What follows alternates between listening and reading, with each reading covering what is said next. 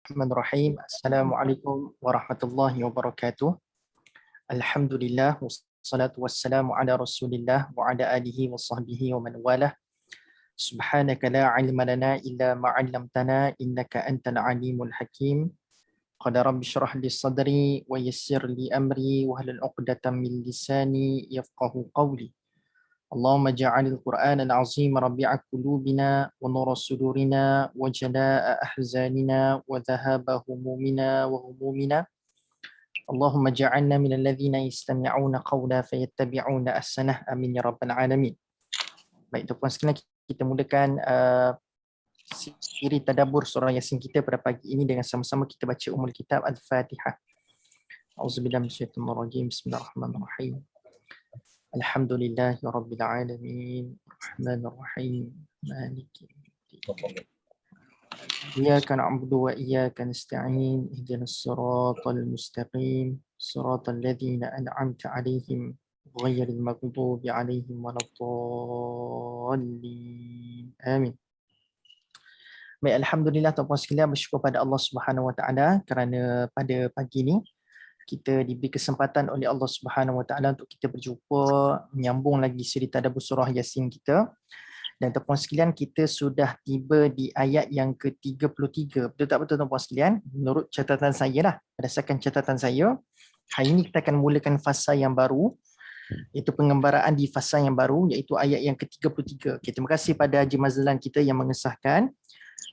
Haji Mazlan pula. Haji Mazlan betul lah, Haji Mazlan Abdul Malik. Betul. Terima kasih banyak-banyak. Okey, baik. Hari ini insya-Allah tuan-puan sekalian kita akan sampai pada ayat yang ke-33 dan ayat ke-33 ni datang tuan-puan sekalian setelah kita berbincang fasa yang kedua dalam surah Yasin, iaitu ibarah daripada belakang, iaitu daripada sejarah. Kita dah belajar tentang kisah 3 orang Rasul dan kita dah belajar juga tentang kisah mengenai lelaki dari hujung kota. Bagaimana kualiti yang ada sehingga Allah telah mengurniakan kepada beliau, kepada lelaki hujung kota ni dengan qaila dukhulil jannah, dapat masuk syurga. Jadi tuan-puan sekalian, kita dah bincang banyak ibrah, banyak sangat pengajaran yang kita ambil daripada lelaki hujung kota ni. Mudah-mudahan tuan-puan sekalian kita ada semangat lah, lepas kita tahu tentang kisah-kisah ini, kita ada semangat untuk mencontohi apa yang telah dilakukan oleh lelaki hujung kota ini sehingga Allah anugerahkan kepada dia syurga tuan-puan sekalian. Okay? Dan kita dah maklum juga tuan-puan sekalian pada siri yang lepas, iaitu penting sangat-sangat kita belajar daripada kisah-kisah dalam Al-Quran. Kerana di sana tuan-puan sekalian, kisah-kisah Quran ini akan memberikan kita banyak peringatan, khususnya peringatan yang bersifat realiti. Sebab bila Allah sebut kisah-kisah Quran ni, kisah-kisah ni dah berlaku tentang kaum yang diazab, kaum yang dimuliakan oleh Allah, kaum yang diberikan nikmat, kaum yang dihancurkan oleh Allah. Ini adalah real story. Ia adalah real story, perkara yang betul-betul pernah berlaku. Maka bila perkara itu pernah berlaku, supposedly, kita belajar daripada sejarah, ada kaum yang dibinasakan oleh Allah Subhanahu Wa Taala kerana melakukan sekian. Maka bila kita tahu inilah perangai yang telah menjadi asbab mereka dihancurkan oleh Allah Subhanahu Wa Taala, diazab oleh Allah, maka kita awal-awal lagi tuan-puan sekalian, kalau buat macam ni kena azab. Maka kita dah tahu dah, kita tak sepatutnya untuk mengulangi kesilapan yang sama yang pernah dilakukan oleh orang-orang yang pernah diazab oleh Allah kerana melakukan perkara tersebut. Maka itulah antara sumber hidayah. Ingat lagi tak 3 sumber petunjuk yang Allah kata dalam surah Yasin ni? Iaitu daripada atas, daripada Al-Quran. Yang kedua, kita belajar daripada sejarah. Dan hari ini kita nak belajar, nak berkenal-kenalan dengan sumber petunjuk yang ketiga.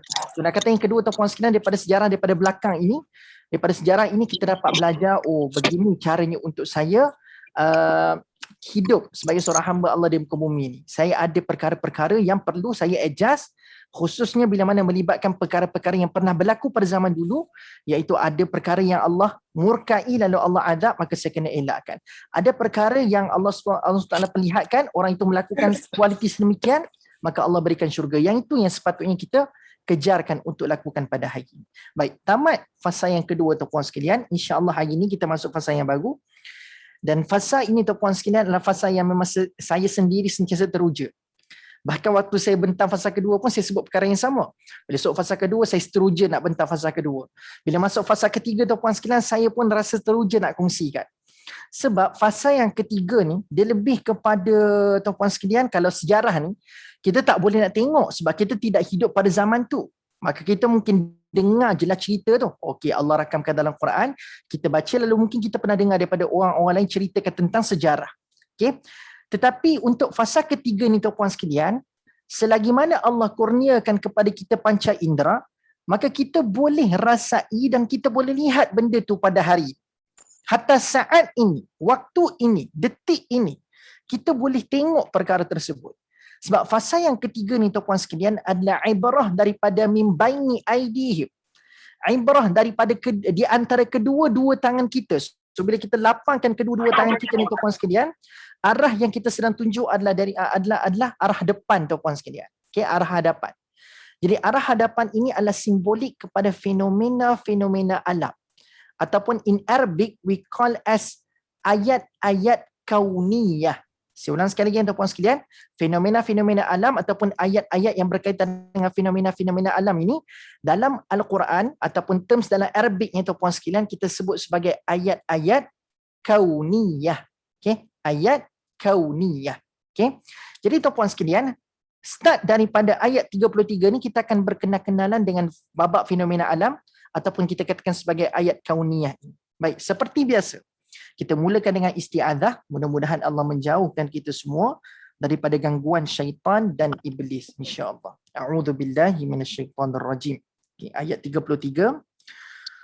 Wa ayatul lahumul ardul maitatu ahyainaha wa akhrajna minha habban faminhu ya'kulun. Terjemahan, dan suatu tanda kekuasaan Allah yang besar bagi mereka adalah bumi yang mati, kami hidupkan bumi itu dan kami keluarkan daripadanya biji-bijian, maka daripadanya mereka makan. Baik. Tuan-puan sekalian, perhatikan ayat ke-33 ini. Allah Subhanahu Wa Taala memulakan ayat ini dengan menyebutkan perkataan wa ayatun. Okey? Wa ayatun. So ada perkataan wow dekat depan tu. Okey, ada perkataan wow. Yang disebut sebagai maksudnya adalah dan lah. Wow, wa dekat depan itu maksudnya adalah dan.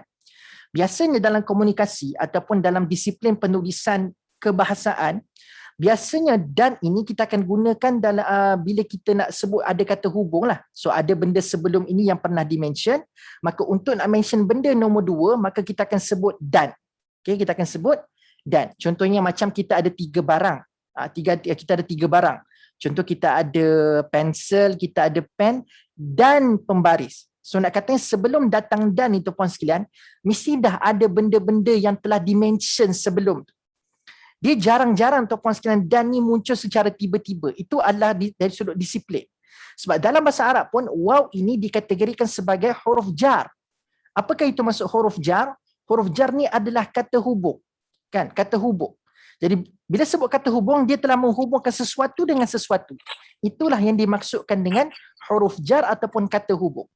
So bila kata dalam ayat 33 ni Allah mulakan dengan wa yang bermaksud dan, bukan wawul qasam yang bermaksud sumpah. Sebab ada juga waw yang bermaksud qasam ataupun sumpah seperti mana ayat kedua surah Yasin. Kan? Dalam ayat kedua surah Yasin kan Yasin wal Quranil Hakim. So waw dekat depan itu bukanlah waw sumpah. Tapi waw dekat depan itu adalah waw sumpah, bukan wawul athaf ataupun waw yang membawa huruf jar, kata hubung. Okay? Jadi tuan-puan sekalian, bila Allah Subhanahu Wa Taala sebutkan dalam ayat 33 ni waw itu bermaksud dan, so pasti ada benda yang Allah dah mention sebelum ini. Okay. Ada bunyi bising lah tuan-puan sekalian, boleh mute tak? Saya memang terganggu sikit dengan bunyi bising. Okey, baik. Jadi tuan-puan sekalian, waw dekat depan itu adalah kata hubung. Jadi mesti kita nak kena teroka dulu. Kita nak kena tahu dulu apa yang dah dimention sebelum. Barulah kita nampak signifikan wow yang berada pada awal-awal ayat 33 ni. Jadi tuan-puan sekalian, ingat lagi tak saya sebut ada 3 sumber petunjuk yang Allah sebutkan dalam surah Yasin. Pertama kita dah jumpa dah iaitu Al-Quran. Yang kedua tuan-puan sekalian kita berjumpa dengan apa? Dengan sejarah. Dan yang ketiga ni adalah fenomena alam kan. Jadi hikmah Allah meletakkan wow dekat situ, wow pada ayat 33 ni, Allah Subhanahu Wa Taala nak bagi tahu antara tanda-tanda kebesaran, tanda-tanda untuk menyedarkan manusia yang manusianya lemah dan Allah tu berkuasa, antaranya adalah benda-benda yang Allah akan benda-benda yang Allah bakal ceritakan daripada ayat 33 34 dan yang seterusnya. So wow dekat depan itu nak katanya tuan-puan sekalian, kehebatan nilai yang ada pada ayat fenomena alam ini nak dibandingkan dengan sejarah yang Allah rakamkan, nak dibandingkan dengan ayat-ayat Al-Quran yang sangat bijaksana Allah rakamkan dalam Al-Quran ini, tuan-puan sekalian, maka ianya adalah selaras. Nak katanya tuan-puan sekalian, selaras ni maksudnya bagaimana? Maksudnya perhatian yang perlu kita letakkan kepada Al-Quran, kepada sejarah dan kepada ayat-ayat fenomena ini perlu diletakkan sama je tuan-puan sekalian. Kena selari, bukan selaras betul? Selaras kan? Dia perlu letak sama tuan-puan sekalian. Tak boleh kita kata, oh saya nak fokus pada Quran je, tapi tak nak fokus pada sejarah. Tak nak fokus kepada fenomena-fenomena alam. Tak boleh. Saya nak fokus pada fenomena alam sahaja. Saya tak nak fokus kepada sejarah, saya tak nak fokus kepada Al-Quran. Tak. Sebab ketiga-tiga ini adalah sumber petunjuk yang membantu kita untuk nak memperakui kekuasaan Allah Subhanahu Wa Taala. Maka wow dekat depan itu seolah-olah nak bagi tahu kat kita, ianya datang selari dengan kekuatan nilai Al-Quran, dia datang selari dengan kekuatan nilai sejarah. Okey. Tuan-tuan sekalian minta sekali lagi, saya mohon jasa baik tuan-tuan sekalian yang baru masuk minta mute. Okey. Jadi yang kedua adalah sejarah, kena dia punya nilai sejarah tu sama kuat dengan apa yang disebutkan dengan alam tu. So alam, sejarah, Al-Quran, dia punya nilainya sama kuat saja tuan-puan sekalian. Sama kuat. Sebab hakikatnya ketiga-tiga perkara ini berada dalam satu mushaf yang sama. Iaitu Al-Quran yang kita baca pada hari ini. So tidak ada, orang kata pun tidak ada kelayakan bagi kita untuk nak membeza-bezakan ayat. Sebab itu tuan-puan sekalian, saya boleh katakan dalam Al-Quran ni hakikatnya tidak wujud istilah surah popular dengan surah tidak popular. Ayat-ayat popular dengan ayat-ayat tidak popular. Hakikatnya tuan-puan sekalian tidak wujud istilah sebegitu. Daripada ayat pertama sampailah ayat terakhir Quran. Daripada surah pertama sampai surah terakhir Al-Quran. Daripada muka surat pertama sampai muka surat terakhir Al-Quran. Semuanya adalah semuanya mempunyai nilai yang sangat hebat di mata Allah Subhanahu Wa Taala. Kenapa? Sebab kenapa tak boleh kata ada ayat ni lebih popular daripada ayat ni? Surah ni lebih popular daripada surah ni. Sebab apa? Sebab semua dalam Al-Quran ni datang daripada Allah yang Maha Besar. Semua daripada Quran itu, semua dalam Quran itu semua datang daripada Allah yang Maha Mulia. Sebab itu Al-Quran disebut sebagai kalam Allah. Maka ada tak perkara yang datang daripada Allah Subhanahu Wa Taala yang nilainya berbeza-beza, yang nilainya orang kata mana berbeza di antara satu sama lain? Tak. Asal datang saja daripada Allah Subhanahu Wa Taala, daripada sekecil-kecil huruf sampai sebesar-besar ayat, sampai sebesar-besar surah, semuanya nilainya berharga di mata Allah Subhanahu Wa Taala. Termasuklah ayat-ayat yang berkaitan dengan fenomena alam. Jadi hari ini tuan-puan sekalian, saya nak bawa tuan-puan sekalian untuk nak rasa, untuk nak kita sama-sama membugarkan rasa nak menghargai alam sekeliling kita. Dia bukan semata-mata mengujakan mata kita yang melihat wah, tidak. Dia lebih daripada itu. Okay, baik. So, tuan-puan sekalian dah dapatkan gambaran betapa pentingnya kita memberikan perhatian kepada ayat kauniyah. Sebab apa? Ada orang yang lalu ayat kauniyah ni just dia pass by macam tu saja. Berapa ramai manusia yang memberikan perhatian betul-betul macam mana Allah mention tentang ciptaan tu. Tama-tama lepas itu tuan-puan sekalian, permulaan ayat untuk Allah attract kita untuk nak lihat fenomena alam ni, Allah mulakan dengan the smallest creatures. Bukanlah the smallest. It's not the smallest, tetapi antara benda yang kecil. Allah tarik perhatian kita terlebih dahulu. Okay? Benda kecil tuan-puan sekalian. Iaitu apa kalau kita tengok dalam ayat ketiga, ayat 33 ni? Habban. The first creatures, the first ciptaan yang Allah sebut kepada kita untuk nak tarik perhatian kita ni, bukan Allah sebut tentang langit dulu. Bukan Allah sebut tentang lautan dulu. Bukan Allah sebut tentang bumi ataupun benda-benda yang besar dekat dunia ni. Tapi Allah sebut mula-mula sekali dalam ayat 33 ini, ayat kauniyah pertama dalam surah Yasin, iaitulah bercerita tentang biji benih. Habban. Okay. So, saya harapkan tuan-puan sekalian dah rasai kepentingan untuk kita meneroka ayat-ayat kauniyah ini. Okay, apa yang Allah ceritakan dalam ayat? Allah kata wa ayatul lahumul ardu. Allah kata dan bagi mereka ada pada al-ardu maitah. Allah kata asalnya bumi ni mati. Antara tanda kekuasaan Allah Subhanahu Wa Taala, Allah bagi tahu asalnya bumi ni maitah, al-ardul maitah.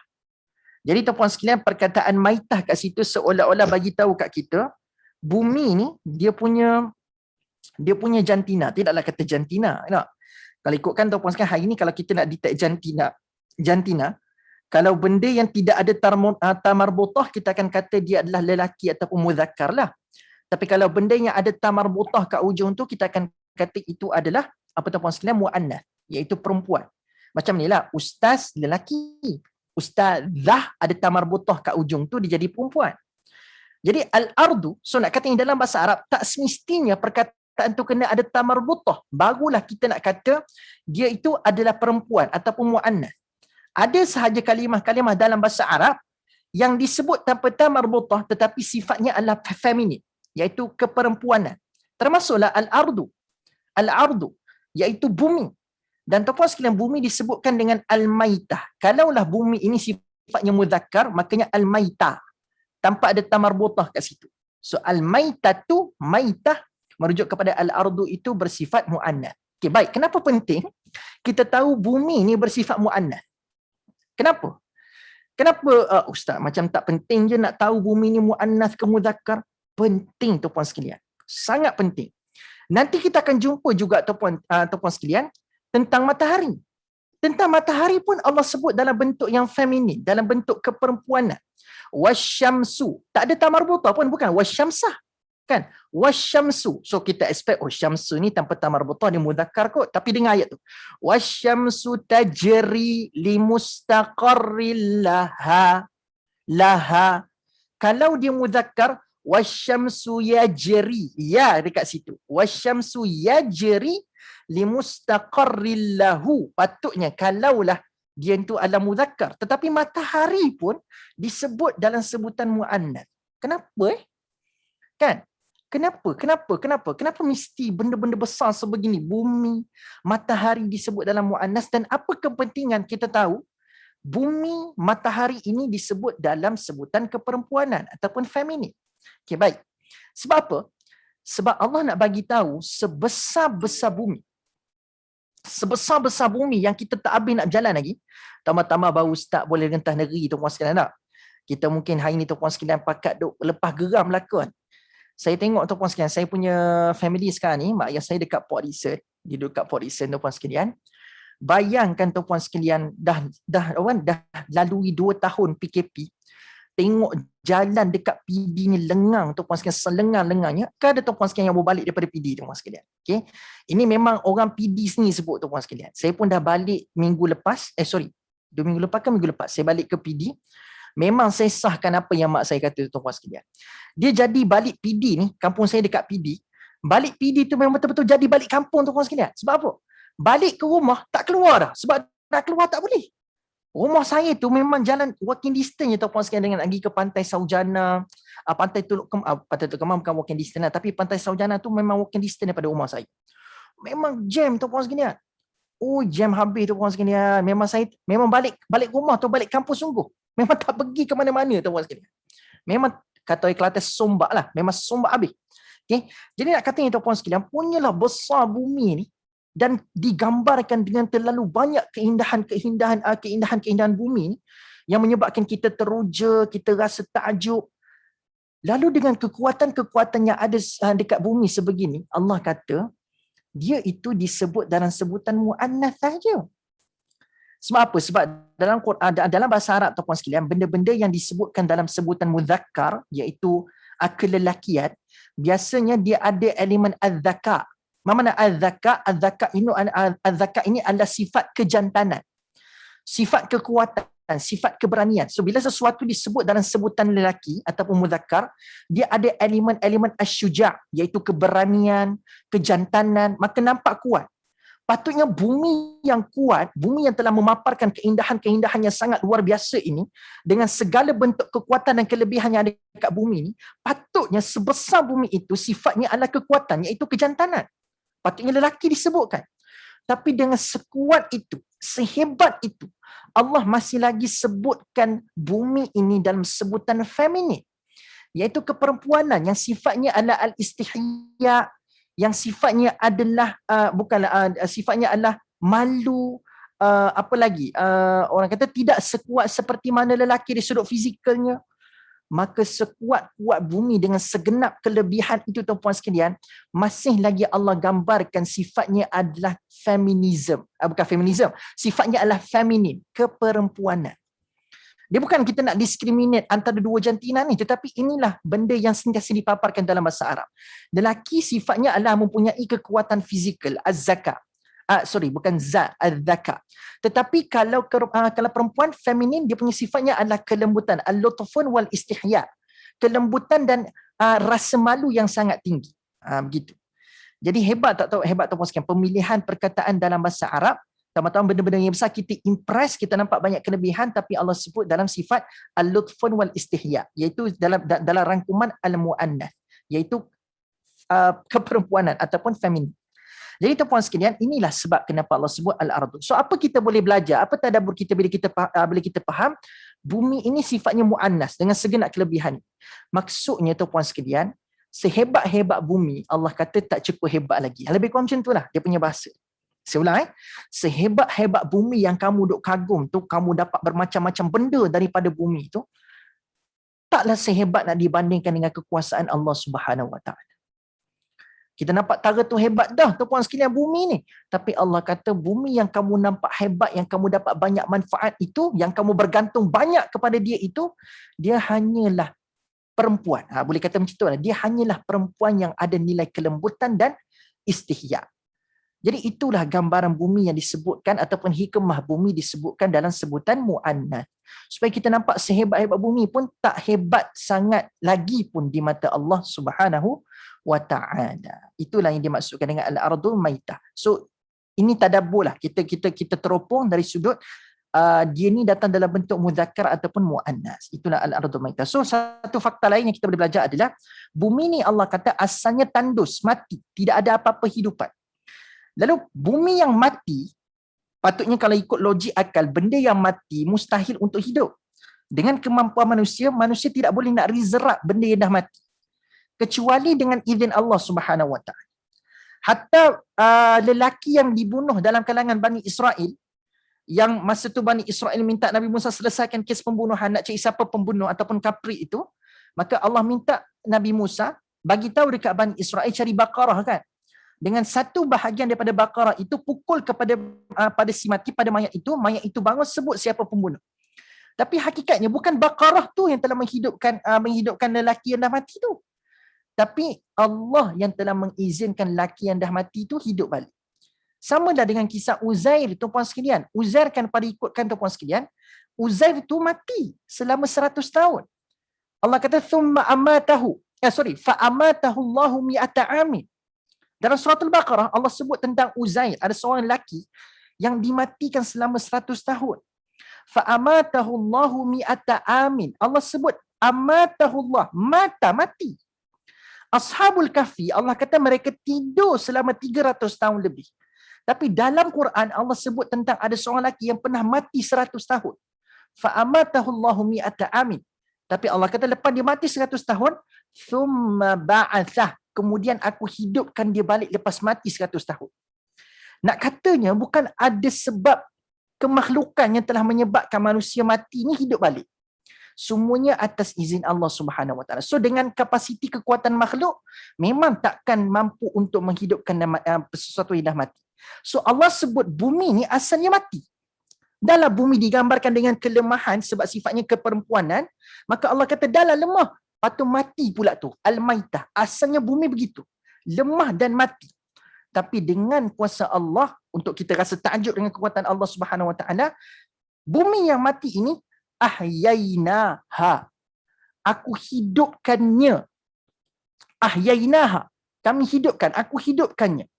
Wa akhrajna. Dengan macam mana aku hidupkan ini? Macam mana jadi hidup bumi yang asalnya mati dan lemah ini? Wa akhrajna minha. Aku keluarkan daripadanya. So Allah Subhanahu Wa Taala very specific dalam penggunaan ayat dalam 33. Allah boleh sebut je wa ayatul lahumul ardul maitatu ahyayna wa akhrajna min, macam nak kata Allah boleh sebut hidup dan keluarkan saja terus. Tapi nak katanya Allah sebut ahyaynaha wa akhrajna minha.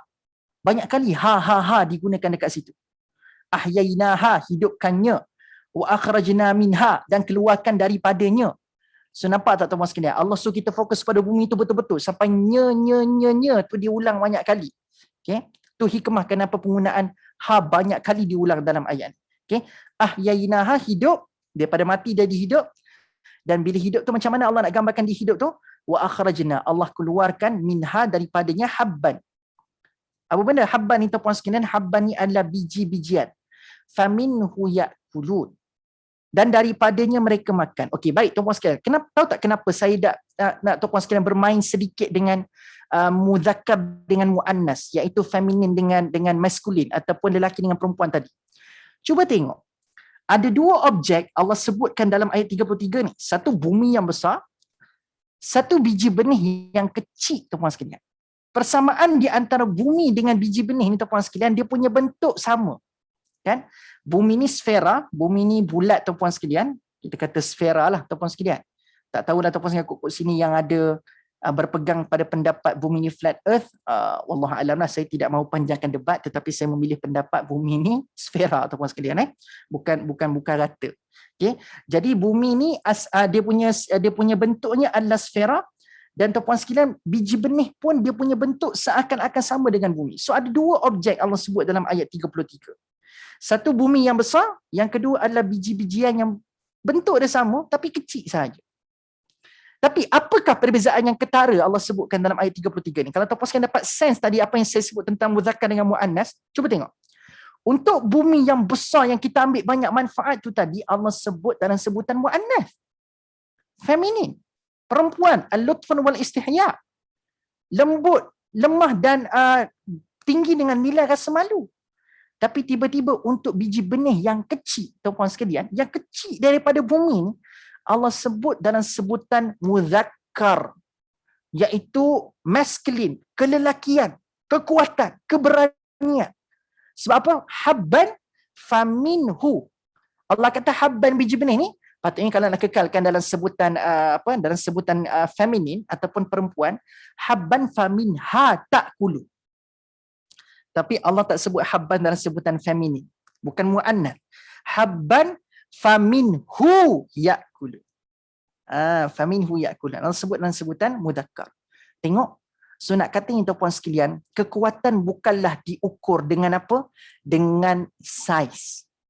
Sebab kalau nak ukur kekuatan dan kehebatan, keberanian itu dengan saiz, maka tuan-puan sekalian sepatutnya bumi lagi benang daripada biji benih. Tapi kuasa Allah, siapa yang diletakkan dalam mu'annas, siapa yang diletakkan dalam mudakkar, dalam sebutan mudakkar. Kita boleh tengok sendiri. Maksudnya apa? Kemuliaan, kekuatan, semua datang daripada Allah. Tidaklah bermakna perempuan itu tidak mulia. Tidak. Maksudnya adalah kekuatan itu, semua itu akan diberikan, ditentukan oleh siapa? Oleh Allah sahaja. Bukan saiz, bukan faktor-faktor luaran, tapi Allah yang menentukan siapa kuat, siapa lemah. Siapa yang dilihat berani, siapa yang tak dilihat berani. Semua itu bergantung kepada kekuasaan Allah Subhanahu Wa Taala. Baik. Dan satu lagi tuan-puan sekalian, kita belajar juga bahawasanya bila sesuatu yang telah dipasakkan, ditanam ke dalam bumi, maka bukan manusialah yang menentukan sama ada benda itu akan keluar ataupun tidak. Contohlah kan tuan-puan sekalian, untuk terhasilnya biji benih yang lain itu puan sekalian, kita kadang-kadang kalau tuan-puan sekalian mungkin ada orang yang botanik, daripada orang yang memang terlibat dalam botani ke ataupun dalam bidang pertanian ke, tuan-puan sekalian boleh tak tolong bantu saya untuk menjelaskan tentang perkara ni, sebab saya confused juga tuan-puan sekalian.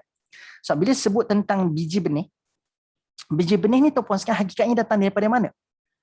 Kalau saya tengok pada mak saya yang hobinya memang dia tanam banyak benda, saya tengok tuan-puan sekalian, banyak berlakunya pertumbuhan tunas-tunas yang baru ini, dia datang daripada contoh macam apa benda? Biji betik tuan-puan sekalian. Kalau kita nak tumbuhkan pokok betik, kita kena tanam biji betik kan tuan-puan sekalian, betul tak? Saya tak pasti. Sebab itulah biji benih untuk pokok betik. Jadi nak kata ada biji-biji tu, ataupun kalau daripada pokok-pokok lain tu, adalah cara nak semai tu kita kena ambil batang dia yang paling bawah sekali ke. So mungkin dia akan jadi pokok lah. Saya tak pandai sangat tuan-puan sekalian bab-bab benda ni.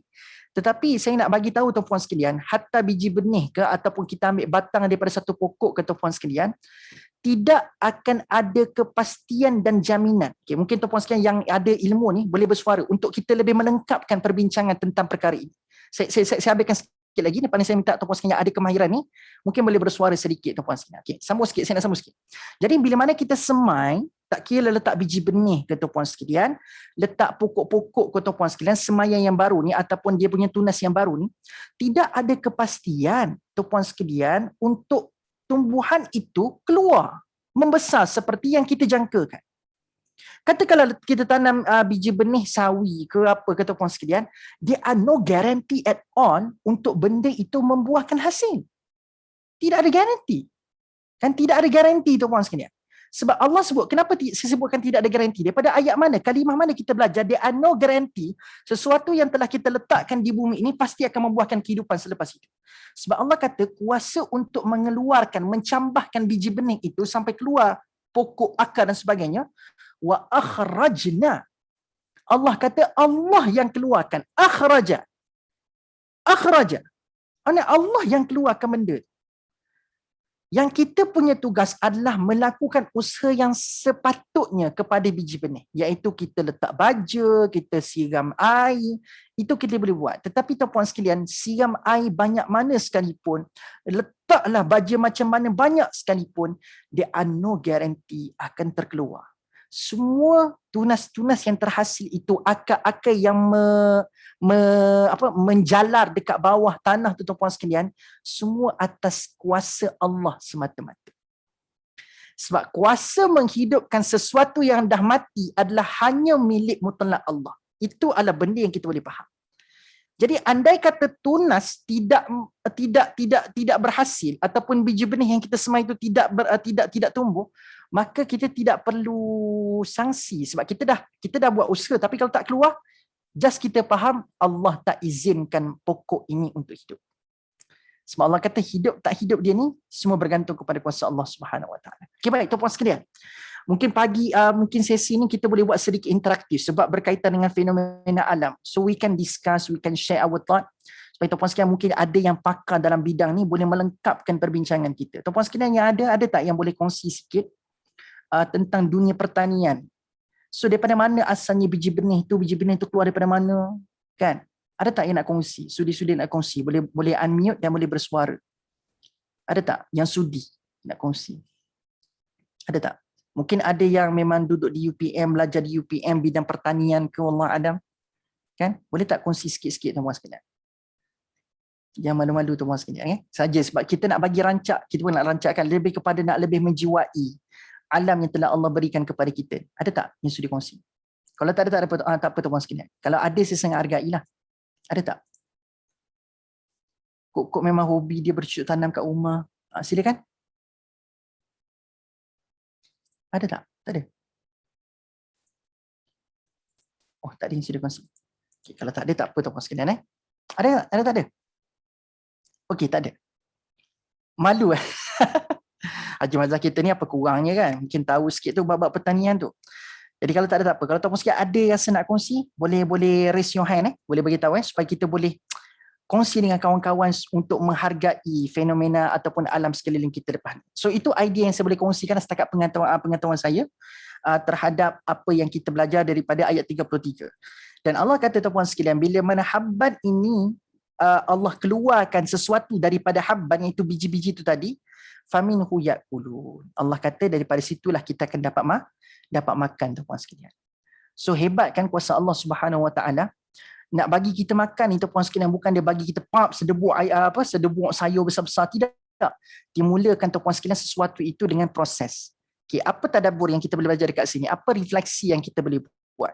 Nak kata puan sekalian, kita nikmati salad, kita nikmati jagung, kita nikmati apa lagi sayuran-sayuran yang kita suka makan, salad, tomato, apa lagi, semua benda-benda yang kita katakan sebagai sayuran itu, yang besar-besar kita tengok pada hari ini puan sekalian, semuanya asal daripada biji benih yang kecil. Okay? Semua berasal daripada biji benih yang kecil. Lalu puan sekalian, setelah melalui sesuatu ketentuan dan proses yang tertentu, maka dia jadilah seperti mana besar sehingga mana dia sedia untuk dimakan. Tomato dah jadi kemerahan, baru kita petik, baru kita makan puan sekalian. Kan? apa benda, sawah padi tu puan sekalian, yang akhirnya yang akhirnya memberikan kita beras dan sebagainya tu puan sekalian, dia perlu pada satu tempoh matang menjalani satu proses barulah dapat memberikan manfaat kepada manusia. So walaupun berbicara tentang tumbuh-tumbuhan dalam ayat 33 ni, tapi ada refleksi pada diri kita sebagai manusia, iaitu apa? Hari ini ramai orang berlumba-lumba nak menyebarkan manfaat kepada orang lain. Sebab dia percaya kepada hadis Nabi SAW, khairun nas tanfa'u linnas. Sebaik-baik manusia adalah memberi manfaat kepada orang lain. Kan? Bagus dah ada vision sebegitu tuan-puan sekalian, nak bagi manfaat kepada orang lain. Tapi bagian tuan-puan sekalian, bila kita nak memberikan manfaat ini, antara perangai yang tak boleh ada dalam nak memberikan manfaat adalah isti'jal, terburu-buru. Kena elakkan. Kenapa terburu-buru ni adalah musuh utama, musuh ketat bagi memberikan manfaat? Sebab apa? Sebab bila terburu-buru tuan-puan sekalian, kita tidak tahu, kita tidak berjaya untuk nak mengenal pasti apakah perkara yang paling bermanfaat untuk diberikan kepada orang. Kadang-kadang bagi kita dengan cara cepat kita berfikir, nampak orang susah, kita nampak cara terbaik bagi dia, bagi kita nak bagi manfaat kepada dia adalah dengan bagi duit. Kan? So nak kata itu puan sekalian, bagus dah bagi duit itu memang asalnya bagi manfaat kepada orang yang susah. Tetapi kalau kita berhenti sekejap, lalui satu proses berfikir yang sangat matang, ada tak cara yang lain kita boleh bantu orang susah untuk dia boleh sustain kehidupan dalam satu tempoh jangka masa yang panjang? Faham tak? Saya tidak kata bagi sedekah dalam bentuk wang ringgit itu salah. Tapi kadang-kadang hari ini ada orang yang terlalu tergesa-gesa nampak susah semata-mata duit bagi dia untuk semata-mata duit yang dia faham dari sudut nak bagi bantuan. Itu saya boleh nampak adalah antara bentuk tergesa-gesa dalam memberikan manfaat. So bagi saya, kita kena sedikit. Bukanlah kata kita terlalu orang kata mana cerewet memberikan bantuan. Tidak.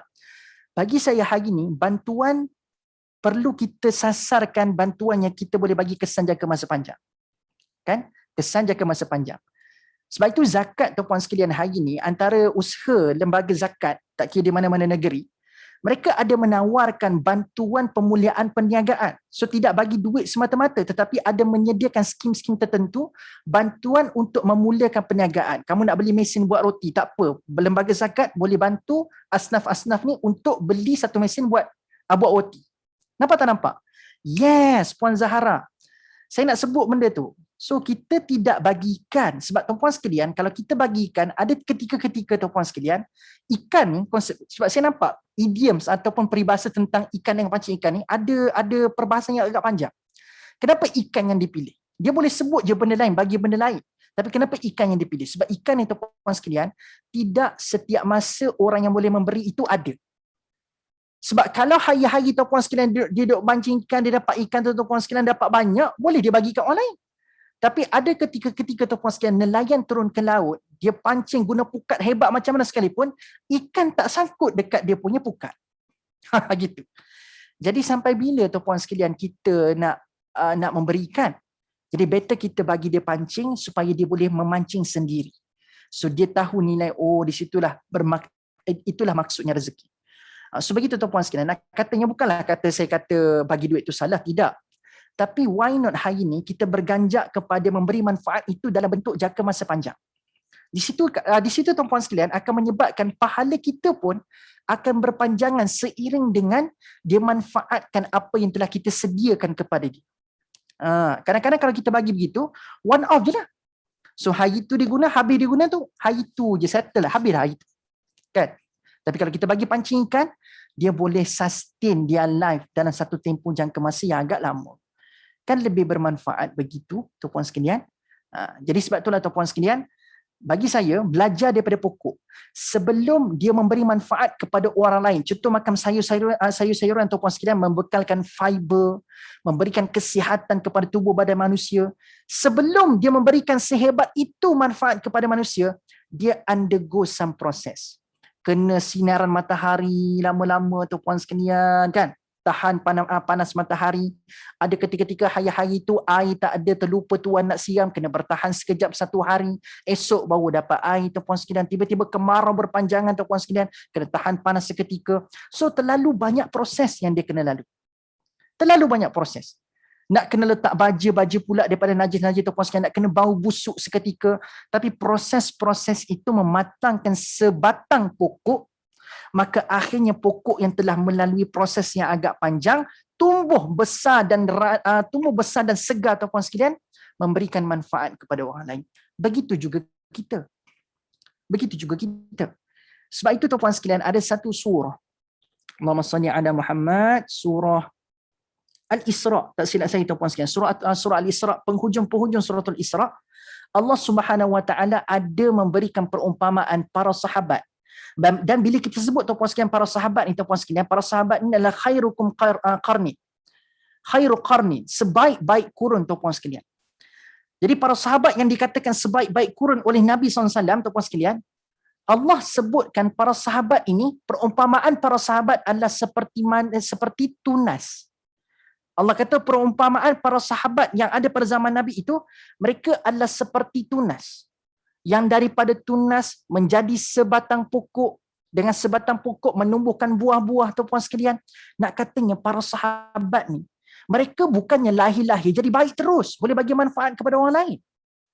Para sahabat, mereka lahir, mereka dibina dengan tarbiyah yang tertentu daripada Nabi, maka jadilah sahabat yang dikatakan sebaik-baik kurun, menyebar manfaat kepada orang lain. So the point is, sebelum kita menyebarkan manfaat tuan-puan sekalian, we must undergo some process.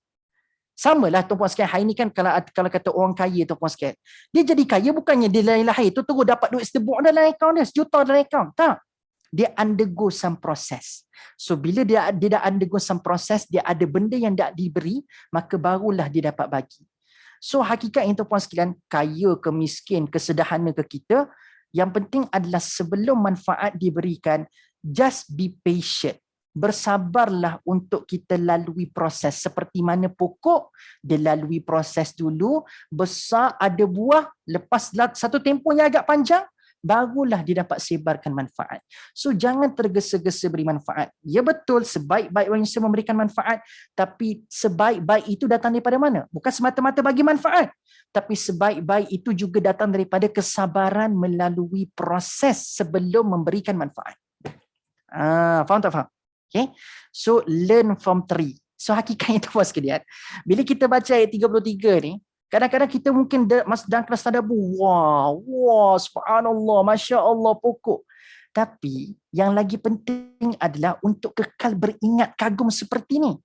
Dalam kelas tadabbur 1 jam setengah, insya-Allah boleh dapat poin ni dengan sangat dapat poin ni. Tapi kita nak sustain ingatan ni, ketakjuban kita kepada Allah menciptakan pokok ni sampai bila-bila. Sebab itulah tuan-puan sekalian, Allah dengan bawa ataupun datangkan ayat ini, tujuannya apa? Supaya apa? Masa kelas tadabbur kita dapat, tapi lepas kelas tadabbur kita keluar depan rumah kita, tengok pokok selepas ini, kita sudah tidak nampak lagi pokok itu pokok. Sudah tidak nampak lagi pokok. Apa yang kamu nampak pada pokok? Aku nampak batang, aku nampak ranting, ada daun, ada buah. Itu orang biasa punya tengok cara dia melihat.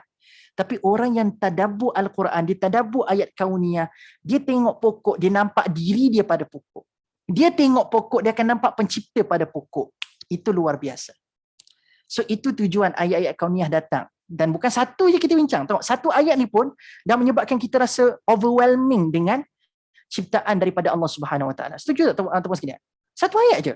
Kita belajar mu'anna muzakkar, kita belajar yang mati dihidupkan oleh Allah, kuasa mengeluarkan daripada biji benih itu daripada Allah Subhanahu Wa Taala. Kita boleh makan, kan? So nak kita belajar pula proses berbagi manfaat tu, kita kena bersabar dengan proses dulu baru kita dapat bagi manfaat. Nampak tak? So kita telah diubah cara melihat pokok dengan satu potong ayat sahaja. Ke tuan-puan sekalian rasa tak apa yang saya rasa sekarang? Ke tuan-puan sekalian rasa macam tak dapat nak grab lagi the point of ayat-ayat kauniyah based on ayat 33 ni? Get the point tak tuan-puan sekalian? Did you feel the same? Adakah tuan-puan sekalian rasai benda yang sama seperti teruja yang saya rasa sekarang? Kan, cuba komen sikit. Takut-takut saya je yang rasa kan. Syok sendiri nama dia. SS. Nama saya Syahmi Syazril, SS juga. Kan? Tapi tidaklah syok sendiri, tuan-tuan sekalian. SS pun syok sendiri, tapi SS tu Syahmi Syazril lah. Okay. Okay. So, tuan-tuan sekalian, tamat ayat yang ke-33. Okay, kita masuk ayat ke-34. Okay. So, Alhamdulillah, semua dapat. Okay, kita masuk ayat 34, tuan-tuan sekalian. So far dapat ayat 33. Okay, baik. Ayat 34 apa benda pula?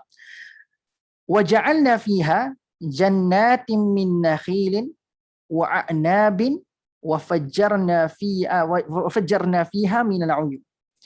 Dan kami jadikan padanya kebun-kebun kurma, nakhil, wa'anab dan anggur, dan kami pancarkan padanya beberapa mata air. So apa yang Allah sebutkan dalam ayat ni tuan-puan sekalian adalah Allah kata apa? Satu, Allah sebut daripada biji benih tu tadi, antara tumbuhan yang Allah munculkan adalah nakhil. Mana nakhil tuan-puan sekalian? Allah tak kata Allah tumbuhkan satu pokok, tapi Allah kata Allah tumbuhkan jannatin min nakhil. Jannatin, jannat, mana jannat? Jannat ini adalah kebun. So bukanlah tuan-puan sekalian Allah tumbuhkan dekat muka bumi ni dengan sebatang pokok kurma je. Tak, tapi Allah kata Allah tumbuhkan dekat muka bumi yang asalnya mati ini jannat, kebun. Daripada apa? Daripada nakhil. Daripada nakhil. Wa'anabid, dan daripada anggur, tuan-tuan dan puan-puan sekalian. Okey, baik. Tuan-puan sekalian, ada tak tuan-puan sekalian dekat rumah tuan-puan sekalian yang tanam anggur? Saya tak nak cerita pasal pokok kurma dulu, nak cerita pasal anggur dulu. Okey. Ada tak tuan-puan sekalian yang kat rumah tuan-puan sekalian memang ada buat projek menjalarkan anggur dekat pagar-pagar dan sebagainya? Sebab pokok anggur ni tuan-puan sekalian, dia bukannya sebatang pokok yang kita tengok macam pokok mangga dan sebagainya. Sebab pakcik saya dekat Bandar Siputra tuan-puan sekalian, dia ada kebun dia tu, dia punya depan rumah tu, dia ada apa? Dia ada buaian. So seronok duduk dekat buaian depan rumah tuan-puan sekalian. Sebab apa tahu? Dia jalarkan pokok anggur dekat situ. So bayangkan dekat atas tempat kita duduk dekat buaian tu ada anggur dekat atas tu. Dia macam ada satu, dia buat macam ada kayu-kayu dekat atas tu tuan-puan sekalian. Menjalar anggur tu. Walaupun masam tuan-puan sekalian, tetapi seronok lah tengok ada pokok anggur real lah depan mata ni. Puan Salami ada pokok anggur tapi mati. Tapi nak kata ni tuan-puan sekalian, saya dah sebutkan dah tadi, a'nab ini bukanlah pokok yang ada batang, dahan yang besar dan sebagainya. Dia lebih kepada dia menjalar dekat pagar-pagar ataupun mana-mana tempat yang dia boleh menjalar. Itulah pokok anggur. Dan bila sebut tentang anggur ni tuan-puan sekalian, terlalu banyak tempat dalam Al-Quran, bila Allah sebut saja buah-buahan dalam syurga, Allah sebut tentang anggur. Kenapa Kenapa tiba-tiba sebut tentang anggur ni, tuan-puan sekalian? Dalam cerita Suratul Kahfi pun, tuan-puan sekalian, yang Allah sebut tentang pemilik dua kebun tu, pemilik dua kebun tu tuan-puan sekalian pun disebutkan dalam surah Al-Kahfi mempunyai anggur kan. Wadrib lahum mathala rajulaini ja'alna li ahadihima jannataini min a'nab. Jannataini min a'nab. Kan? Allah kata ada kebun anggur. Jadi nak kata yang tuan-puan sekalian, apa yang kita boleh faham? Sekarang kita gabungkan pula nakhil dengan a'nab. Nakhil ni pula adalah pokok yang ada batang yang besar dan yelah dia mencengkam ke bumi, dia lagi besar lah. Kalau ikutkan ada batang, lepas tu dia keluar pelepah-pelepah tamar dan sebagainya, maka dua pokok yang berbeza sifat dia. Satu berbatang besar, satu menjalar. So Allah Subhanahu Wa Taala nak bagi tahu kat kita tuan-puan sekalian, kalau ikutkan Allah nak keluarkan sesuatu daripada bumi, bila sebut bumi adanya tanah. Maka kalau sesuatu yang terkeluar daripada tanah, maka kita boleh expect pokok itu akan jadi seakan-akan pokok kurma itulah.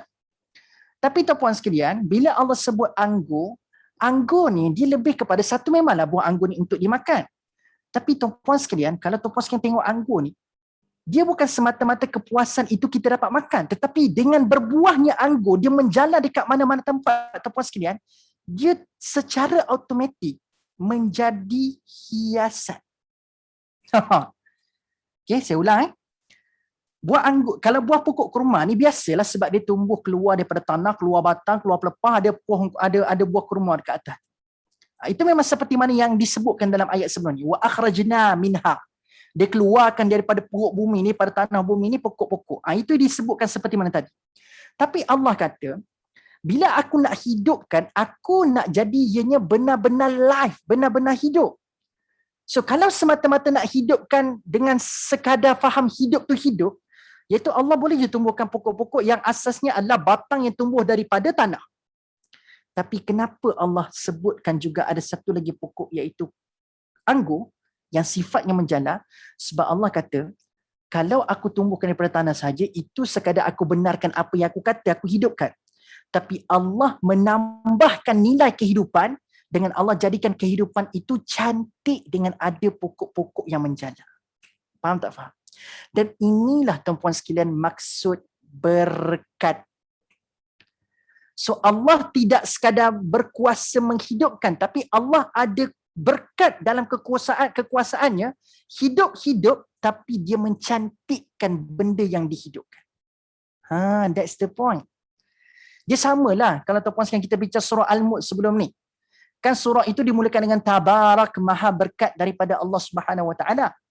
Tetapi tuan-puan sekalian bila kita go through ayat kat bawah tu kita jumpa tentang langit kan. Kan Allah kata Allah berkuasa allazi khalaqa sab'a samawatin tibaqa. Kita rasa macam hebatnya Allah khalaqa sab'a samawatin tibaqa, menciptakan 7 lapisan langit. Tapi kalau sekadar menciptakan langit, memang itu kuasa Allah boleh cipta langit. Tapi Allah berkat dalam penciptaan dia. Allah tak jadikan langit tu dicipta saja, tapi Allah mencantikkan penciptaan pada langit dengan apa? Walaqad zayyana as-samaa'a ad-dunya bimasabih. Allah hiasi apa yang ada dekat langit dunia itu dengan bintang-bintang. So kalau Allah purpose nak cipta, Allah boleh ciptakan je langit. Tapi Allah berkat dalam ciptaan, dicipta, dia hias langit tu jadi cantik. Same goes tu benda yang ada kat bumi tuan-puan sekalian. Kalau sekadar nak hidupkan, nak keluarkan daripada tanah-tanah bumi ni, pokok je lah boleh hidup daripada tanah bumi. Tapi dengan ada pokok-pokok menjalar, dia mencantikkan kehidupan yang telah Allah keluarkan daripada bumi tu tadi. Itu dia. Sebab itu Allah sebut tentang 2 pokok ni. Satu yang tumbuh betul-betul daripada bawah, satu pokok yang menjala. Sebab yang menjala ini lebih kepada untuk menghiaskan. Ya betul lah kita makan pokok buah anggur tu. Tetapi dengan tumbuh saja tuan-puan sekalian. Macam pakcik saya tu dekat rumah saya dekat PSP tu. Saya pergi, tuan-puan sekalian. Bila dia suruh makan, memang masam tuan-puan sekalian. Buah tu memang masam. Tapi sebelum saya menyantap, sebelum saya tahu buah tu rasa masam, saya bila sampai kat rumah dia, saya dah sebut, wah, Masya Allah. Subhanallah. Masya Allah. Kita kagum dengan hiasan buah-buah anggur yang sedang menjala dekat buayan, dekat atas-atas kayu. Cantik tuan-puan sekalian. So itu yang dikatakan Allah Subhanahu Wa Taala ni ada berkat dalam memberikan sesuatu kehidupan pada benda yang dah mati. Menciptakan ada keberkatan. Itulah berkatnya Allah Subhanahu Wa Taala. Dan tuan sekalian. Tak cukup dengan satu lagi tuan sekalian, kenapa Allah sebut dalam banyak-banyak buah? Allah boleh sebut Allah tumbuhkan buah apple kan? Jannati minat tufah ke, jannati minal burtuqal kan? Kebun daripada oren, kebun daripada apple, kebun daripada durian kan? Abu Syaukah daripada rambutan tuan sekalian. Abu Syaukah durian lah, Abu Syaukah. Kalau rambutan Abu Syi'run. Rambutan. Lebih kurang macam tu lah. Abu Syaukah tak silap saya, durian. Abu Syaukah. Nak kata tuan-puan sekalian, kenapa tak sebut jannati min Abu Syaukah, jannati min tufah, jannati minal burtuqal? Kenapa mesti nak kena sebut 2 benda ni? Okay. Yang tadi kita dah jelaskan tuan-puan sekalian, iaitu menghiasi tanaman yang telah dihidupkan daripada tanah. Tapi kenapa kurma yang dipilih? Sebab tuan-puan sekalian, ayat ni diturunkan kepada Nabi dan pada waktu itu Nabi berada di tanah Arab. Jadi tuan-puan sekalian, kurma ni pada masyarakat Arab ianya adalah sumber makanan yang utama. Sumber makanan bangsa Arab yang utama tuan-puan sekalian. Sebab itu Allah kena sebut kurma. Kalau Allah sebut benda-benda lain tuan-puan sekalian, dia tak nak relate pada waktu itu. So ayat ni turun sesuai dengan keadaan pada waktu itu. Tetapi bagi saya tuan-puan sekalian, kalau ustaz-ustaz kata sesuai dengan keadaan pada waktu itu, untuk orang Arab. Jadi apa kepentingan saya nak tahu tentang nakhil dalam ayat ni? Saya orang Asia, saya orang Melayu. Kan? Baik. Nakhil ni tuan-puan sekalian, di samping dia adalah satu makanan yang utama pada masyarakat Arab, Nakhil ni juga, pokok kurma ni adalah simbolik kepada tumbuh je pokok ni, orang bukan sekadar mengharapkan buah kurma sahaja. Tapi tuan-puan sekalian, kalau tuan-puan sekalian pergi dekat Mekah ke tuan-puan sekalian, kalau tuan-puan sekalian tanya pada pengusaha-pengusaha ladang kebun kurma ni, pokok kurma ni tuan-puan sekalian, from head to toe ada kegunaan. Daripada pelepah, daripada batang, daripada akar, head to toe tuan-puan sekalian, pokok kurma ni digunakan. Pokok kurma ni digunakan. Nak katanya tuan-puan sekalian, bila Allah sebut nakhil dekat sini, dia bukan semata-mata untuk memenangkan makanan utama yang ada pada masyarakat Arab. Tapi dia lebih kepada Allah nak bagi tahu satu pokok yang manfaatnya from head to toe. Itu yang dimaksudkan dalam ayat ni. Kenapa? Sebab tu nakhil dipilih. Okay, sebab tu nakhil dipilih. Sebab ada pokok tuan-puan sekalian, kita sekadar nakkan buahnya saja. Ada pokok yang kita sekadar nakkan daunnya sahaja. Ada pokok yang kita sekadar nakkan akarnya sahaja. Tetapi nakhil, pokok kurma ni tuan-puan sekalian, from head to toe, Allah Subhanahu Wa Taala kata dia bermanfaat. Okey, perhatikan juga ayat ni baik-baik, ayat 34. Patutnya kalau Allah nak highlightkan tentang buah lah dalam ayat 34 ni tuan-puan sekalian, maka patutnya dalam ayat ke-34 ni Allah sebut nakhil. Patutnya Allah mesti sebut jannatin minat tamar, jannatin minar rutab. Kan itu kan buah kurma. Rutab, tamar, kan? Rutaban janiyah, kan? Dalam surah Maryam tu ada perkataan kurma, rutaban. So kalau lah highlightnya buah. Sebab ayat selepas tu A'nab tu adalah buah. Kan? A'nab tu adalah buah tu puan sekalian. So kalau Allah nak kekalkan rentak yang sama dengan A'nab selepas tu, patutnya Allah sebut jannatin minar rutab ataupun minat tamar wa a'nabi. Barulah rhythm dia sama, buah dengan buah. Tetapi nakhil bukan kurma. Nakhil tu adalah pokok kurma. Kena faham betul-betul kat situ. Sebab nakhil ni tuan-puan sekalian, pokok kurma ni from head to toe, semua ada kegunaan untuk masyarakat Arab pada waktu itu. Tidak ada yang tersisa pada sebatang pokok kurma tuan-puan sekalian. That's the real reason kenapa Allah sebut pokok kurma dekat sini. Bukanlah saya ulang sekali, bukan semata-mata nak menangkan bangsa Arab, tidak. Tapi kita dapat faham bahawasanya ada satu pokok Allah jadikan from head to toe, manusia boleh dapatkan manfaat daripada diri. Itu yang dimaksudkan dengan jannatin min nakhilin wa jannatin min nakhil. Sebab tu Allah sebut pokok kurma, bukan buah kurma. Wa a'nabin. Yang ni Allah sebut pula pasal anggur, pasal buah. Okey, baik. Dan sekali lagi soalan saya nak tanya tuan-puan sekalian, di samping kita dah bincang pasal a'nab yang cantik kan tadi, ada juga tujuan lain kenapa Allah sebut tentang a'nab. Okey. Saya boleh katakan tuan-puan sekalian, nakhil ni kita katakan pokok yang banyak manfaat, yang terlalu bermanfaat, kan? Dia idenya adalah manfaatnya diambil daripada atas sampai ke bawah. Itu adalah nakhil. Tapi a'nab, kalau nakhil ni simbolik kepada manfaat yang besar, a'nab ni disimbolik kepada cantik dan apa? Mewah. Saya ulang Nakhil, bila Allah sebut nakhil dalam ayat 34 ni, disimbolik kepada manfaat yang sangat besar sebab daripada atas ke bawah. Tapi a'nab ni pula, dia lebih kepada simbolik kecantikan sebab dihias tadi, dan juga simbolik kepada kemewahan.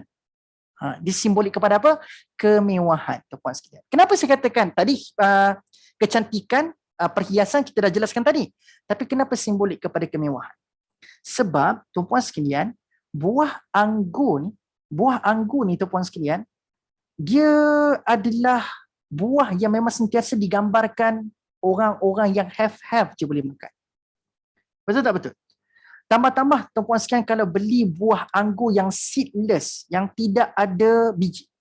Saya minta maaf tuan-puan sekalian, kok ada yang berpuasa pada hari ni. Kan orang puasa ni cerita air kosong pun dia rasa dahaga.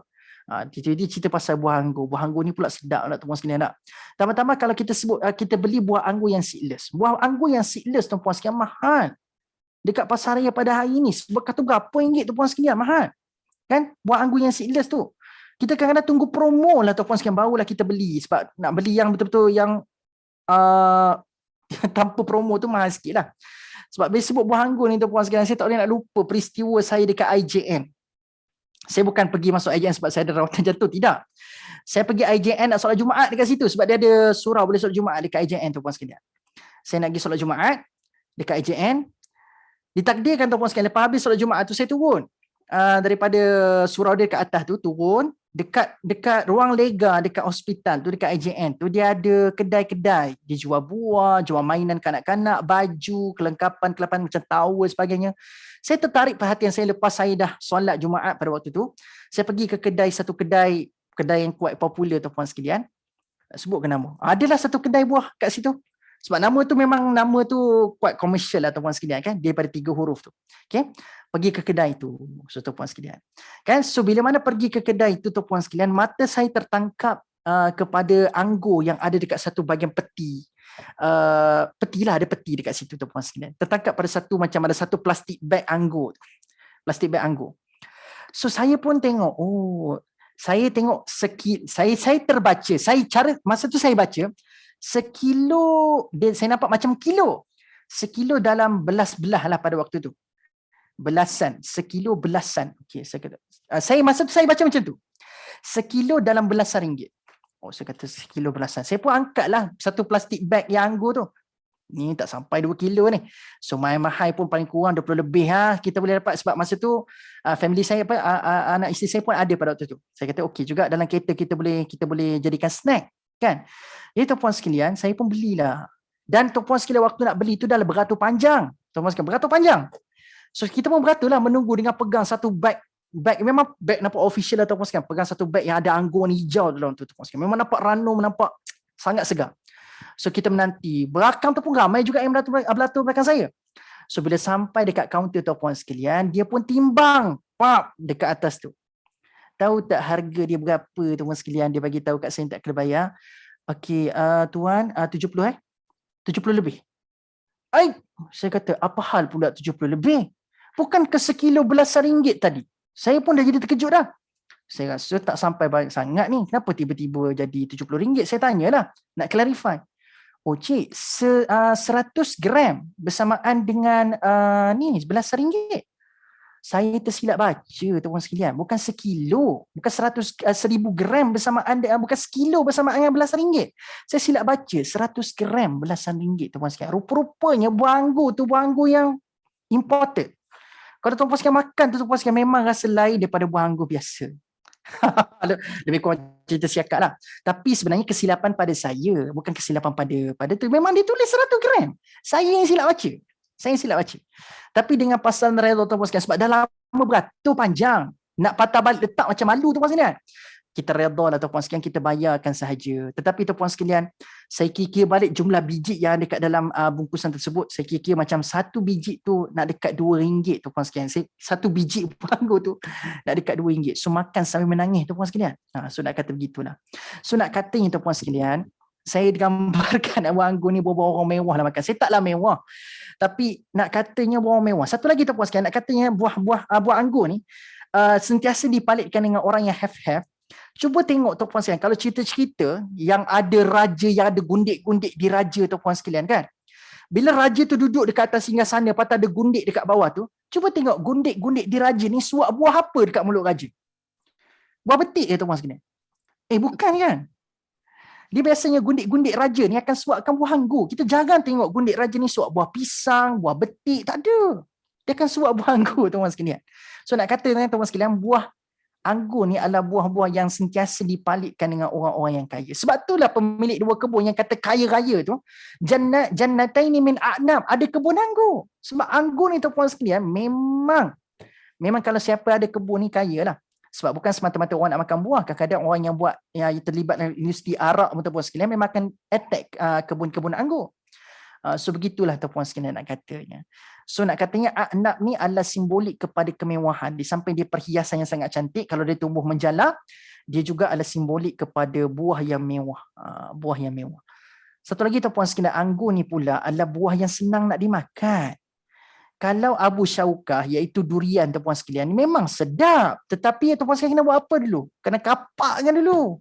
Kan kena parangkan dulu, nak kena kupas, nak kena kopek buah durian tu.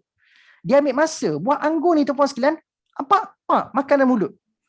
Kan? Kalau ada biji pun kita gitu je tuan-puan sekalian. Kan kalau sopan sikit kita letak kat atas tangan lah. Tapi kita gitu je kadang-kadang tuan-puan sekalian. Kan? Sebab tu hari ni ada orang yang sanggup ambil seedless sebab tak sanggup nak kemam ataupun nak makan ataupun nak buang biji tu. Okay. So nampak tak puan sekalian kenapa Allah sebut nakhil dengan a'nab. Okay. So bukan semata-mata Allah Subhanahu Wa Taala kata pokok tu keluar daripada tanah besar, batang yang sangat besar, lepas tu ada pokok yang menghiasi, lepas tu mewah pula untuk manusia santapnya. Tapi tuan-puan sekalian, at the same time Allah kata benda wa fajjarna fiha minal uyun, dan kami pancarkan mata-mata air padanya. Okey, baik. Yang ni saya rasa seronok sangat part ni. Saya sendiri pun rasa macam walaupun tak rentas daerah, tak pergi bercuti sekarang ni, tapi kita sedang seolah-olah bawa bercuti dengan ayat ni. Okey. Dahlah kita ni asalnya tadi dimulakan ayat 33 mati asalnya bumi ni. Lalu lepas mati, patut Allah kata ada biji-biji. Lepas tu biji-biji antaranya telah mengeluarkan pokok kurma. Lepas pokok kurma tu puan sekalian adanya pokok anggur. Dan pokok kurma tu adalah banyak manfaat dan juga pokok anggur ni mewah dan cantik. Kita nampakkan berkat dah tara tu Allah Subhanahu Wa Taala jadikan untuk kita ni. Yang asalnya bumi tu mati, tandus, tak ada apa-apa. Dah ada tara tu puan sekalian, oh hebat dah berkat dah Allah ni. Tapi Allah Subhanahu Wa Taala nak jadikan bestnya lagi untuk kita dapat manfaat sebab idenya adalah yakulun. Ayat 33 tadi, faminha yakulun kan, untuk kita makan. So bila sebut adanya pokok kurma, apa benda yang kita boleh makan daripada pokok kurma? Buah kurma tu. Bila sebut anggur, apa kita boleh makan daripada anggur? Anggur tu. So bila nak makan dengan adanya kecantikan, ada kemewahan, adanya manfaat yang banyak, tapi Allah kata waktu kamu nak menyantap makanan ataupun buah-buah tu tadi, aku nak sediakan tempat yang paling cantik untuk kamu santap benda tu. Sebab tu tuan-puan sekalian, dia beza kan tuan-puan sekalian, kalau kita makan anggur dekat kebun anggur dengan kita makan anggur dekat rumah, beza. Sebab dekat kebun anggur tuan-puan sekalian, kita akan dapat dalam masa yang sama bukan sekadar kesedapan tu, tapi kita akan dapat juga kesedapan mata memandang. Kita memakan buah yang sedap, dalam masa yang sama pemandangan kita juga sedap. Bukankah ianya lebih nikmat untuk kita rasai? Dalam cerita lain, kita ambil buah lain tuan-puan sekalian, buah strawberry. Beza tak rasa makan buah strawberry dekat bawah dekat rumah dengan kita makan buah strawberry betul-betul dekat Cameron Highland? Kita rasa sejuk-sejuk Cameron Highland. Kita tengok buah-buah yang sedang tumbuh tuan-puan sekalian dekat Cameron Highland tu, buah-buah strawberry yang tengah tumbuh merah banyak tuan-puan sekalian. Kita makan kat situ, nikmat dia lain macam tuan-puan sekalian. Rasa manis dia, kalau rasa masam pun dia still rasa nikmat. Kat bawah rasa masam kita dah mula berkerut dah tuan-puan sekalian. Tapi dekat Cameron Highland sama dah macam minum teh tuan-puan sekalian, minum teh kat rumah tuan-puan sekalian, minum teh kita macam biasalah tuan-puan sekalian, kita minum teh petang-petang. Tapi kalau minum teh dekat Cameron Highland, dekat ladang teh Cameron Highland tuan-puan sekalian, bukan sedap hirupan teh je kita dapat, tapi tuan-puan sekalian sedap mata memandang kita dapat dalam masa yang sama. So bila Allah kata ada kebun kurma, ada buah kurma kamu boleh makan kat situ, adanya anggur kamu boleh makan, aku sediakan juga adanya tuan-puan sekalian pancaran mata air yang ada dekat sekeliling tanaman-tanaman itu. Dalam masa yang sama Allah kata tempat kita nak menyantap buah-buahan tu tadi pun di-set up dengan satu tempat yang sangat cantik. Supaya kita makan tu kita rasa seronok sebab disupport dengan apa? Dengan kecantikan alam sekeliling kita pada waktu itu. Tu dia. Kan? So nak kata tuan-puan sekalian, berkat Allah tak terhenti kepada Allah menjadikan pokok berjala untuk pokok yang menjala menghiasi supaya kita nampak cantik. Tapi dengan ada pancaran-pancaran mata air itu tuan-puan sekalian, dia menyebabkan kita jadi macam feel makan buah tu jadi lebih tangkap pada waktu itu. Kita rasa suasana makan buah pada itu lebih dahsyat, lebih seronok. Kan? Samalah tuan-puan sekalian. Dalam apa jua buah sekalipun tuan-puan sekalian, makan kat kebun, the feeling is different dengan kita makan benda tu dekat rumah. Alah samalah tuan-puan sekalian. Kalau tak sepasal buah pun, makan dine in, makan western, dine in dengan makan western bungkus bawa balik rumah tuan-puan sekalian. Beza tak beza? Beza tuan-puan sekalian. Dulu waktu kita tak boleh nak dine in tuan-puan sekalian, kita teringin nak makan chicken chop. Kita pun order chicken chop tuan-puan sekalian. Kat kedai tu bungkus bawa balik tuan-puan sekalian.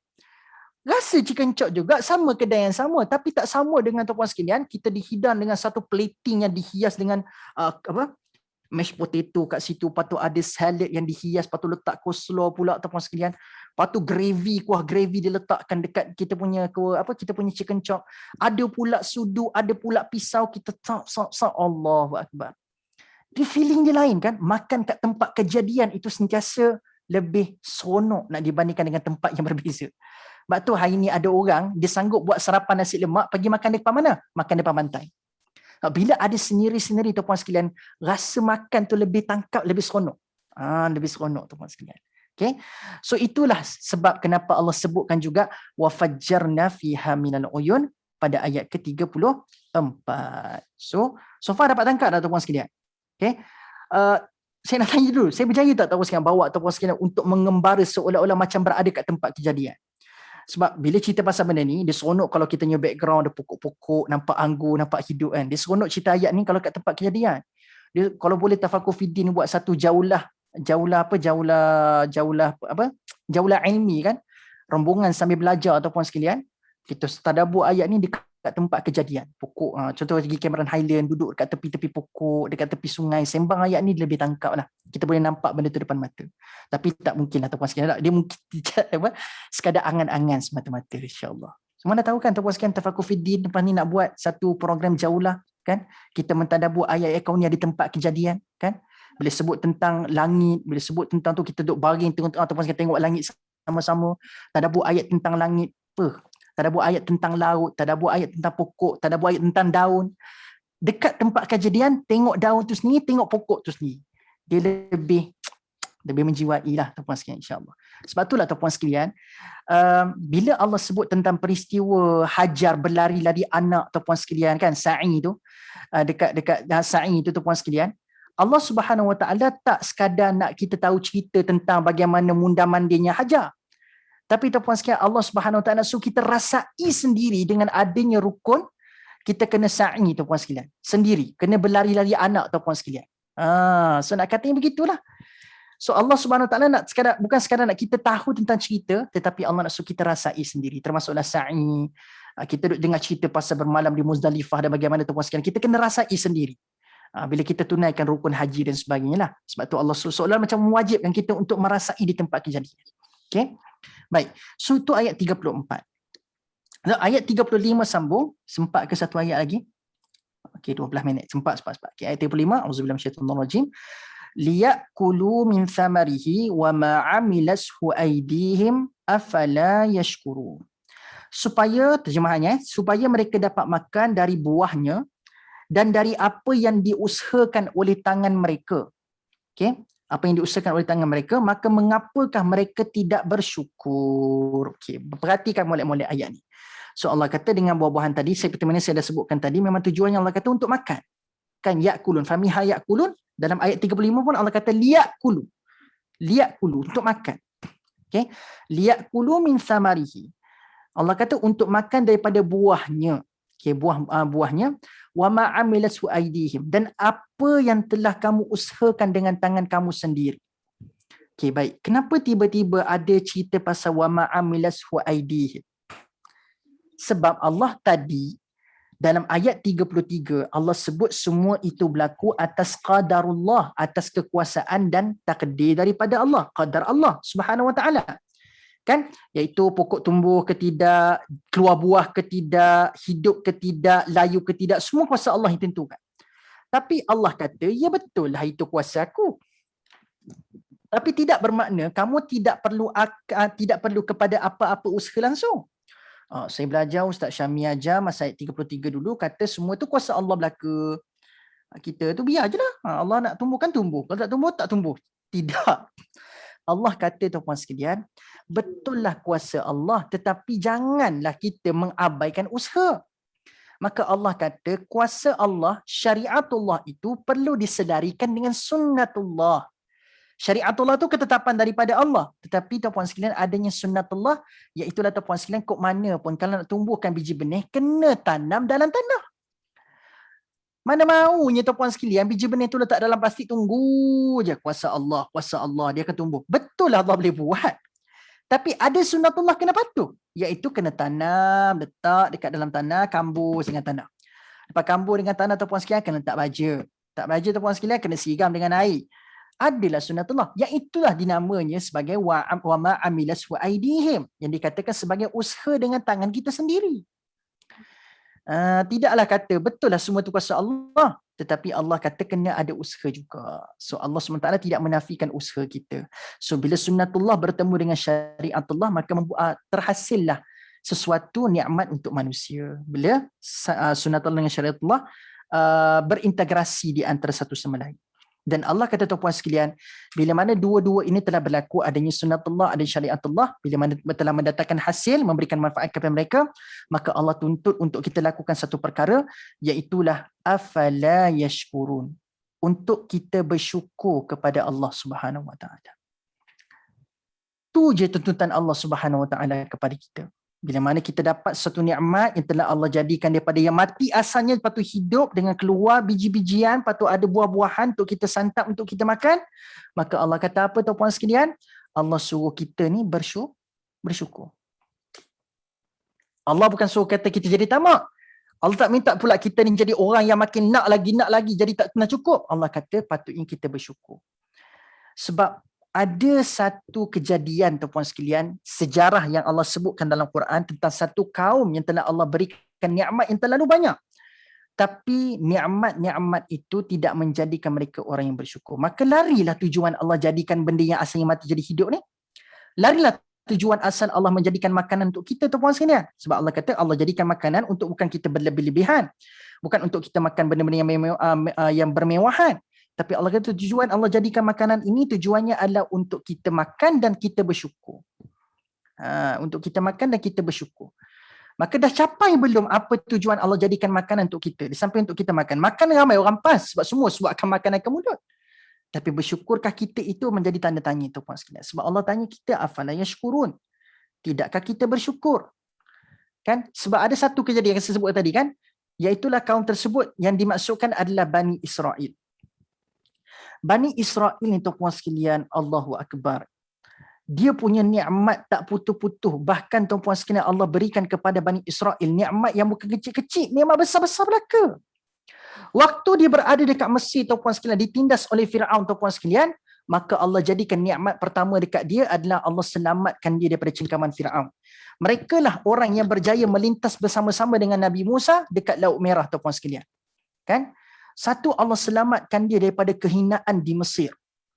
Dah selamat daripada dihina di Mesir, tuan-puan sekalian, mereka sendiri nampak Firaun yang telah menghinakan mereka kat Mesir lalu mati depan mata mereka sendiri.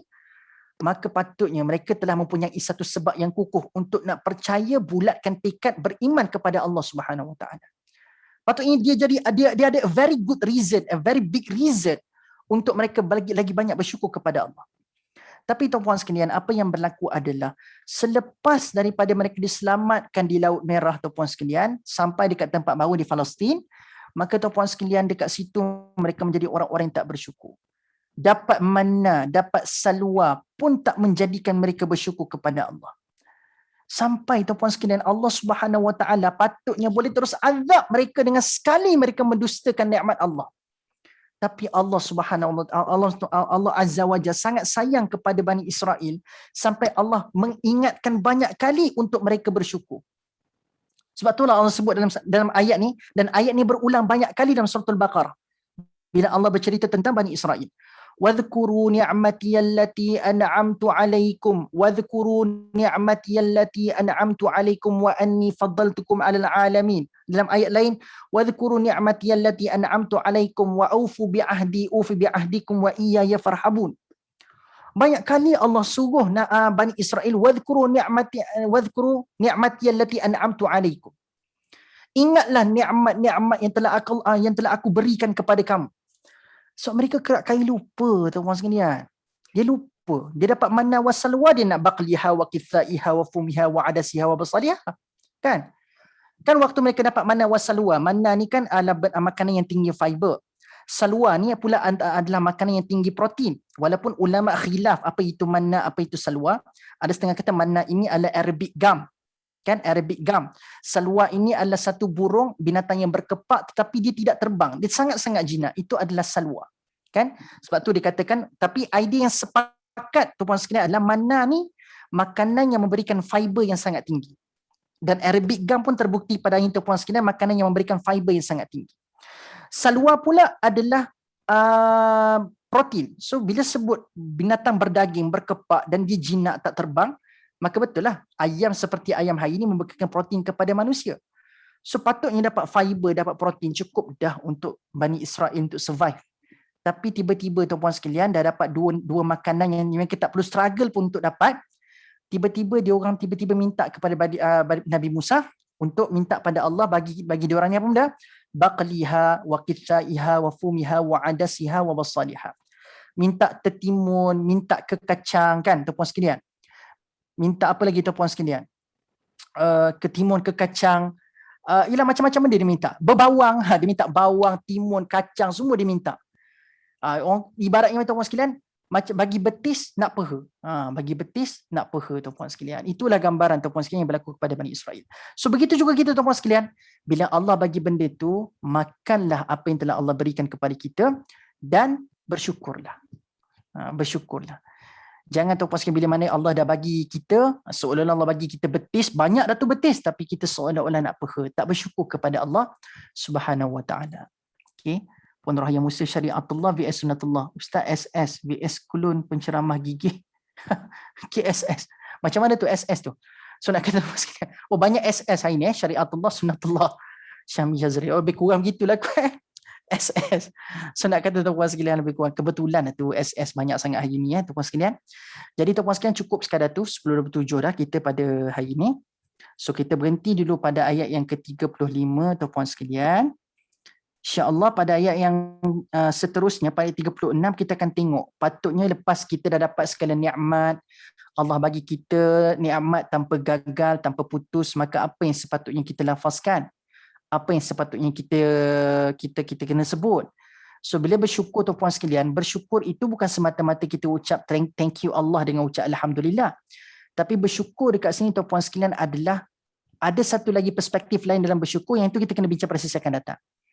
Iaitu syukur bukanlah semata-mata kita kata Alhamdulillah, thank you Allah, praise to Allah Subhanahu Wa Taala, tapi ada lagi bentuk lain untuk kita membuktikan bahawasanya kita ni bersyukur dekat dia. Cara dia macam mana? Ayat 36 tu tuan-puan sekalian baca kalimah pertama tu pun tuan-puan sekalian dah tahu dah macam mana cara dia. Tapi itu kita bincang pada sesi akan datang insya-Allah. So kita ada satu lagi kelas kan tuan-puan sekalian. Saya dimaklumkan, betul ke penganjur? Bulan 12 kita bercuti dulu Ke ada? Ke mana kuliah yang saya kata bulan 12 ada cuti tu? Saya pun lupa dah. So banyak sangat tempat tuan-puan sekalian. Saya dimaklumkan ada satu kuliah. Ke Tafakufiddin Majid Hasanah yang kata bulan 12 ada cuti sekejap tu. Disambung balik bulan 1. Saya tak pasti mana satu. Allah Alam So saya tarik balik, teman saya kena confirmkan balik dengan penganjur. Saya tak pasti mana tempat yang dikatakan bulan 12 tu akan bercuti seketika. Okey. Kita ikut cuti sekolah. Ya kot. So Allah Alam lah, saya tak pasti. Okey, jadi tuan-puan sekalian, so kita ada satu lagi kuliah untuk bulan ni untuk kita sambung ayat 36 insya-Allah. So Allah Alam bisawab tuan-puan sekalian. So faham macam mana hari ni tuan-puan sekalian? Dapat manfaat tak? Harapnya tuan-puan sekalian, sebenarnya saya takut. Sebab satu lagi tuan-puan sekalian, thesis master saya memang berkaitan dengan ayat-ayat kauniyah pun. Saya punya master memang fokus kepada ayat-ayat fenomena alam. Tapi saya bukanlah orang yang betul-betul into that flora and fauna, tetapi kebetulan bila duk study ayat-ayat kauniyah ni, sebab topik master saya adalah lebih kepada ilmu munasabah baina ayatil kauniyah fil Quran. Iaitu apakah kesinambungan ayat-ayat kauniyah dalam Quran. Contoh nanti tuan-puan sekalian, nanti akan ada satu bab saya akan kongsikan. Kenapa Allah sebut biji benih dulu, lepas tu baru cerita pasal pokok kurma, lepas tu baru cerita pasal anggur, lepas tu cerita pasal mata air. Apa hikmah susunan dia macam tu? Gitu. So itu kajian saya master. Apa hikmah susunan? Sebab dalam Quran, contoh macam surah An-Naba kan, kenapa Allah mulakan dengan waja'al alam naj'al al-ardha mihada dulu, cerita pasal bumi dulu. Wal jibala autada, kenapa gunung lepas tu? Lepas tu kenapa lepas tu cerita pasal pasangan? Kenapa susunan dia macam tu? So thesis masa saya lebih kepada tuan-puan sekalian, kenapa susunan dia macam tu? Ilmu munasabah fi ayatil kauniyah fil Quran. Kita nak tengok keterkaitan, kenapa susunan dia ataupun tartib dia begitu. Takkanlah Allah saja je nak sebut gunung dulu, bawa pasangan. Saja je, tak. Tak ada istilah saja dalam Quran.